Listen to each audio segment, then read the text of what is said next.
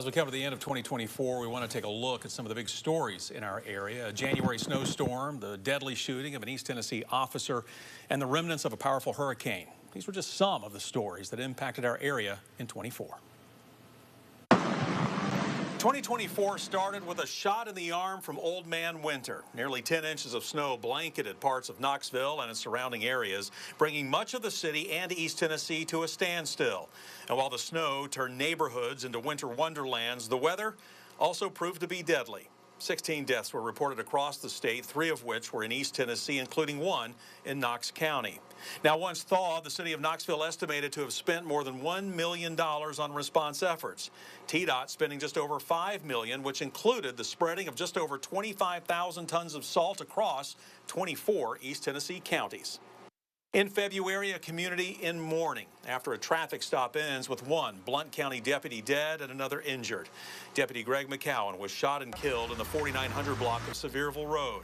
Body camera video released by the Sheriff's Department would show how the incident played out, with Deputy Shelby Eggers also shot trying to render aid. We're committed to track him down. It might be today or tomorrow, but we're going to get him, and he's going to be brought to justice in Blount County. Now, the suspect, 42-year-old Kenneth DeHart, would elude authorities for 5 days before being apprehended at a home in East Knoxville. DeHart's trial, by the way, is scheduled for April of 2026. In June, shocking news out of the Knox County Sheriff's Office. Sheriff Tom Spangler diagnosed with pancreatic cancer. The sheriff sharing with 6 News his why me moment when he first got the news. It was a scary moment, just to be frank about it, because what are they going to do? How bad is it? The sheriff undergoing numerous chemo treatments, telling us in August the doctors had confirmed the tumor was gone. Things are positive, and I've been very blessed, is what I can say. Well, from good news to more good news, Knoxville's new multi-purpose stadium continued to take shape throughout the year, and in August, the ballpark officially got its name. The $114 million facility will now be known as Covenant Health Park. The stadium will officially make its debut on April 15th, bringing area baseball fans together when the renamed Knoxville Smokies take the diamond.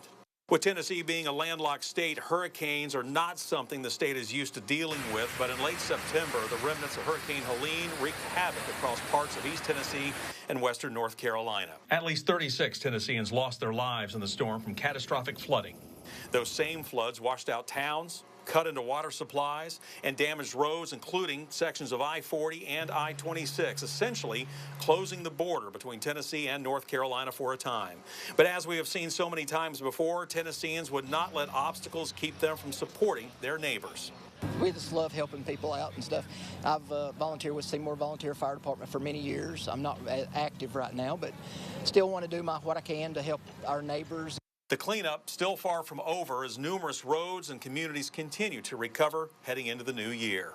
In October, more than 1,000 people were evacuated from a northwest Knoxville neighborhood after, the discovery of what was deemed to be a box full of explosive materials outside a Knoxville business. A number of agencies, including the Metro Nashville Bomb Squad, worked to remove the explosives from the 5x5 steel box.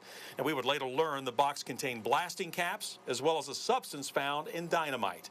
No injuries were ever reported, and authorities noted that there was no evidence to suggest the box was left with malicious intent. In late October, a family's worst nightmare becomes a reality after the body of 13-year-old Savannah Copeland was found in the 7700 block of Cranley Road in Powell. Now, later that same day, a 15-year-old boy would be arrested and charged with second-degree murder. Savannah's father, Michael, spoke with 6 News' Lori Tucker about his emotions weeks after his daughter's death. I am very angry. I don't show it, but I am angry at a number of people. Can you tell me who? I'm angry at Savannah.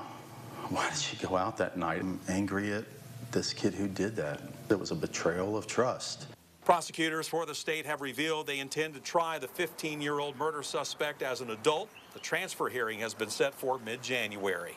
And finally, in November, signs of not just Knoxville's growth, but the East Tennessee area as a whole. McGee Tyson Airport breaking ground on a parking garage and terminal roadway expansion project.